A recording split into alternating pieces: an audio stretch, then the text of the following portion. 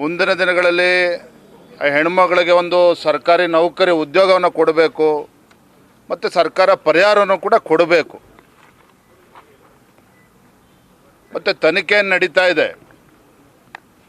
ಯಾರು ಎಷ್ಟೇ ದೊಡ್ಡ ವ್ಯಕ್ತಿಗಳು ಯಾರ್ಯಾರಿದ್ದಾರೆ ಅಂತೇಳಿ ಎಲ್ಲವೂ ಕೂಡ ಜಗಜ್ಜಾಹಿರ ಆಗಿದೆ. ಆದರೆ ತನಿಖೆ ಸರಿಯಾದ ರೀತಿಯಲ್ಲಿ ಆಗಬೇಕು. ಯಾವುದೇ ಒತ್ತಡಕ್ಕೆ ಮಣಿಯದೇ ತಪ್ಪಿತಸ್ಥರಿಗೆ, ಕೊಲೆಗಡಕರಿಗೆ ಸರಿಯಾದ ಶಿಕ್ಷೆ ಆಗೋ ರೀತಿಯಲ್ಲಿ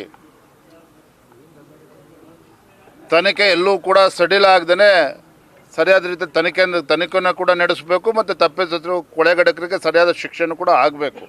ಇದನ್ನು ನಾವು ಆಗ್ರಹವನ್ನು ನಾವು ಮಾಡ್ತಾ ಇದ್ದೇವೆ. ಇಡೀ ದೇಶದಲ್ಲಿ ಈ ವಿಚಾರ ಚರ್ಚೆ ಆಗ್ತಾ ಇದೆ.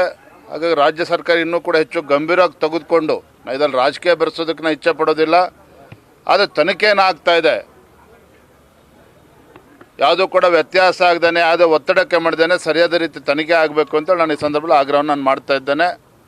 ಮಾನ್ಯ ಮುಖ್ಯಮಂತ್ರಿಗಳು ತತ್ಕ್ಷಣ ಪರಿಹಾರ ಕೊಡ್ತಕ್ಕಂಥ ನಿಟ್ಟಿನಲ್ಲಿ ನಿರ್ಧಾರವನ್ನು ಕೈಗೊಳ್ಳಬೇಕು. ಯಾಕಂದರೆ ಇವತ್ತಿಗೂ ಕೂಡ ಯಾರೂ ಕೂಡ ಸಚಿವರು ಯಾರೂ ಕೂಡ ಭೇಟಿಯನ್ನು ಕೊಟ್ಟಿಲ್ಲ. ಇವತ್ತು ಮಾನ್ಯ ಪರಮೇಶ್ವರ್ ಬರ್ತಾರೆ ಅನ್ನೋ ಮಾಹಿತಿನೂ ಕೂಡ ಸಿಕ್ಕಿದೆ. ಮಾನ್ಯ ಗೃಹ ಸಚಿವರು ಕೂಡ ನಾನು ಒತ್ತಾಯವನ್ನು ಮಾಡ್ತೇನೆ, ಈ ವಿಚಾರವನ್ನು ಭಾಳ ಗಂಭೀರವಾಗಿ ತೆಗೆದುಕೊಂಡು ಕುಟುಂಬಕ್ಕೆ ಧೈರ್ಯವನ್ನು ಕೂಡ ಕೊಡಬೇಕು ಮತ್ತು ಆರ್ಥಿಕವಾಗಿ ಒಂದು ಪರಿಹಾರವನ್ನು ಕೂಡ ಕೊಡಬೇಕು ಅಂತೇಳಿ ನಾನು ಒತ್ತಾಯವನ್ನು ಮಾಡ್ತಾ ಇದ್ದೇನೆ. ಏನಪ್ಪ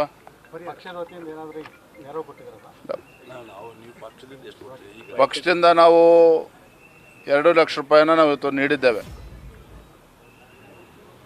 ಆದರೆ ಪರಿಹಾರದ ಜೊತೆಗೆ ಇವತ್ತು ಸರ್ಕಾರಿ ಉದ್ಯೋಗ ಕೂಡ ಕೊಡಬೇಕಾಗಿರ್ತಕ್ಕಂಥ ಭಾಳ ಅವಶ್ಯಕತೆ ಇದೆ. ಹಾಗಾಗಿ ವಿಚಾರವನ್ನು ಭಾಳ ಗಂಭೀರವಾಗಿ ತೆಗೆದುಕೊಳ್ಬೇಕು. ನಾನು ಕೂಡ ಮಾನ್ಯ ಮುಖ್ಯಮಂತ್ರಿಗಳು ಒತ್ತಾಯವನ್ನು ಮಾಡ್ತಾ ಇದ್ದೇನೆ ಸಂದರ್ಭದಲ್ಲಿ.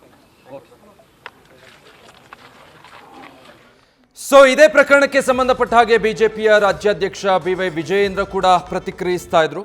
ಆ ಕುಟುಂಬಕ್ಕೆ ಬಹಳ ಅನ್ಯಾಯ ಆಗಿದೆ, ಕುಟುಂಬಕ್ಕೆ ನ್ಯಾಯ ಒದಗಿಸುವಂಥ ಕೆಲಸ ಆಗಬೇಕು.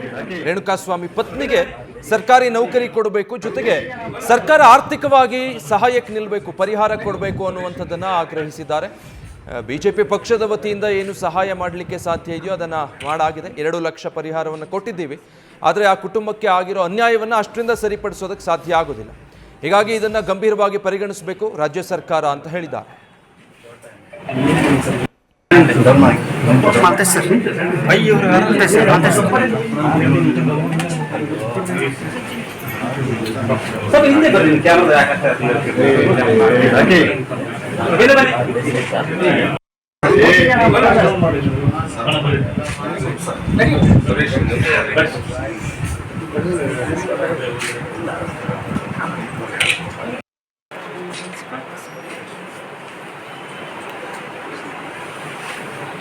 ಬಿಜೆಪಿ ರಾಜ್ಯಾಧ್ಯಕ್ಷರು ಭೇಟಿ ಕೊಟ್ಟು ಕುಟುಂಬಸ್ಥರಿಗೆ ಸಾಂತ್ವನ ಹೇಳಿದ್ದಾರೆ. ಜೊತೆಗೆ ಬಿಜೆಪಿ ವತಿಯಿಂದ 2 ಲಕ್ಷ ರೂಪಾಯಿಯನ್ನು ಹಸ್ತಾಂತರಿಸಿದ್ದಾರೆ ಕುಟುಂಬಸ್ಥರಿಗೆ.